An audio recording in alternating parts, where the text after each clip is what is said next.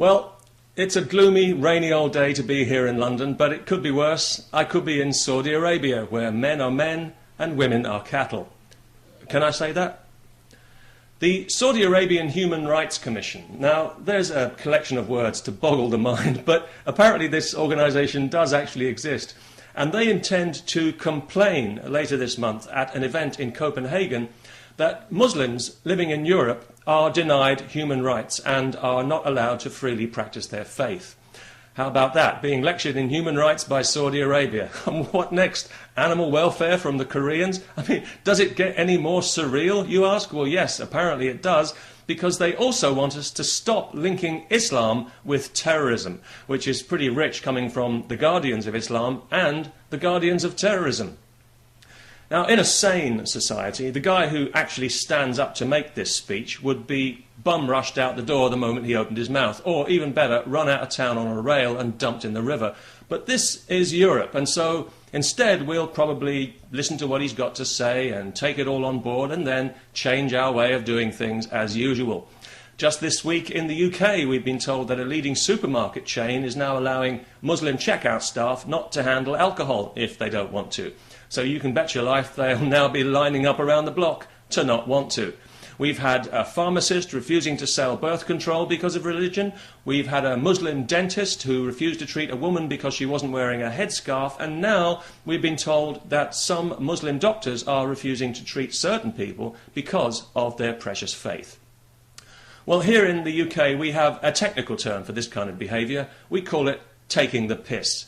And we don't like people taking the piss. It gets up our nose and it gives us the right hump.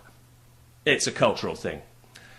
If Muslims are really as downtrodden as the Saudis would like us to believe, why are there currently plans for a Saudi-funded gigantic mosque to be built right here in London? The largest mosque in Europe, no less. Eat your heart out, Denmark. We know you'd love to have it, but we're getting it instead.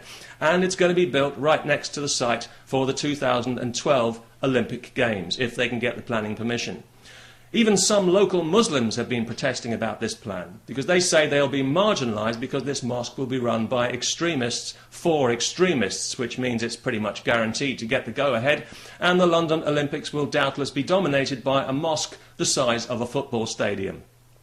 I don't know if the marathon will be interrupted for prayers or if the female athletes will be required to compete wearing a tent, though I'm sure if the mad mullah of multiculturalism, Ken Livingstone, the Mayor of London, has anything to do with it, that won't be too far off the agenda.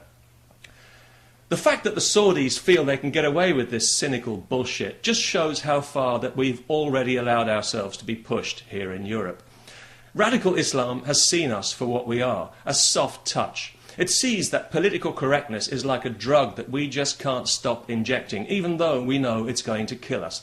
And they're taking full advantage of that, turning our sense of fairness against us and making us despise ourselves for one of our best qualities. And any concession made will be seen as a sign of weakness to be exploited further, because there is no dialogue with radical Islam. It doesn't want to be agreed with, it wants to be obeyed.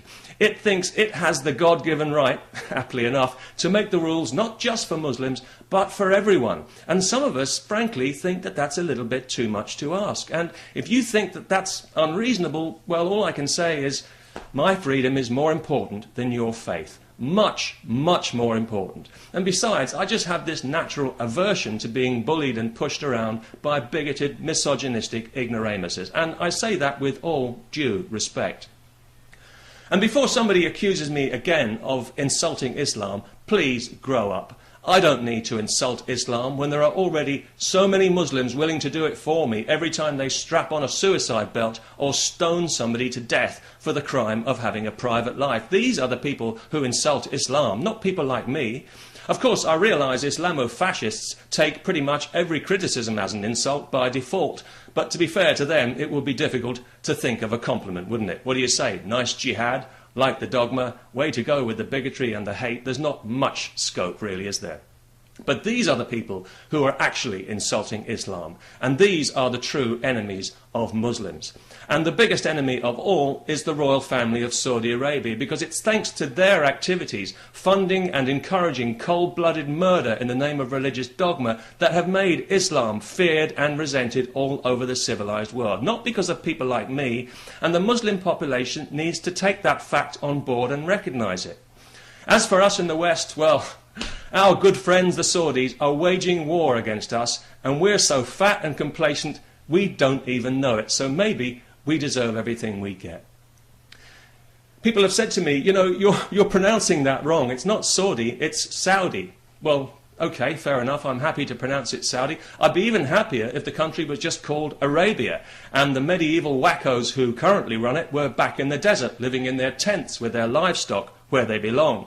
In fact, I'm looking forward to the day when we can finally wean ourselves off oil altogether and pull out of the Middle East, and then Saudi and Saudi Arabia can quietly revert back into the Stone Age, unless they manage to exploit their other great natural resource and start exporting egg timers.